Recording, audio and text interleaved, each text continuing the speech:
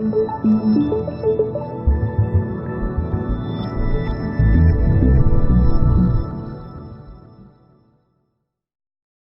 est toujours intéressant aujourd'hui d'investir dans l'immobilier professionnel.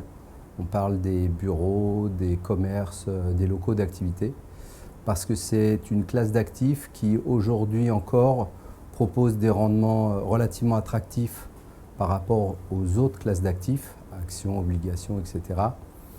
Et pour un niveau de risque relativement raisonnable.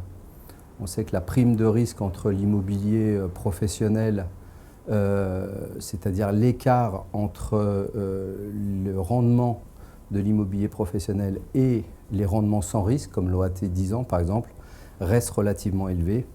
Donc ça nous paraît vraiment toujours attractif d'investir sur cette classe d'actifs. Les taux d'intérêt auxquels on peut emprunter pour financer ce type d'investissement sont historiquement bas, ils sont toujours très bas et pour nous, il faut vraiment en profiter. La fiscalité est une donnée à prendre en compte, bien entendu, quand on investit dans l'immobilier, parce que ces dernières années, la fiscalité de ce type d'actifs a considérablement augmenté et aujourd'hui, les revenus fonciers sont imposés au barème d'impôt sur le revenu et aux prélèvements sociaux, ce qui peut donner un taux d'imposition global de 60%. C'est la raison pour laquelle on pourra réfléchir à structurer ces investissements par le biais d'une société qui est soumise à l'impôt sur les sociétés, qu'on appellera foncière. Et dans ce cadre-là, la fiscalité sera plus favorable, puisque d'une part, l'amortissement du bien immobilier autorisé permettra de réduire la base imposable, et d'autre part, le taux de l'impôt sur les sociétés a eu tendance plutôt à diminuer ces dernières années et a vocation à diminuer encore, puisque la dernière loi de finances le ramène à 28% dans les années qui viennent, voire peut-être même jusqu'à 25%, le taux qui est dans le programme de certains candidats à l'élection présidentielle. Donc cette base moindre et ce taux d'imposition un peu plus faible également permet d'affecter la quasi-totalité des loyers au remboursement de la dette et permettant de capitaliser finalement les revenus et à terme d'avoir un placement qui a pris une certaine valeur avec une fiscalité favorable.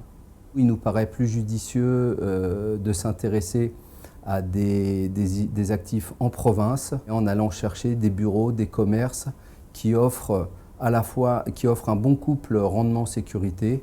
On recherche des rendements entre 6 et 7% la plupart du temps. L'immobilier parisien, ça sera plutôt 3,5, 4,5%. C'est intéressant effectivement d'anticiper dès le début la sortie, et notamment la fiscalité qu'on supportera dans le cadre de la sortie.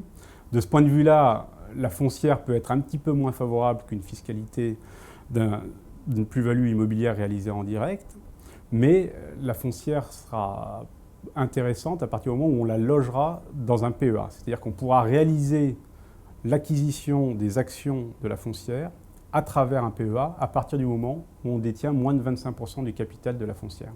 Et dans ce cadre-là, les plus-values réalisées au moment de la sortie seront imposées en fonction de la date d'ouverture de ce PEA. Et à partir du moment où ce PEA aura été ouvert il y a plus de 5 ans, eh bien, on supportera seulement les prélèvements sociaux, ce qui est une fiscalité, somme toute, très favorable.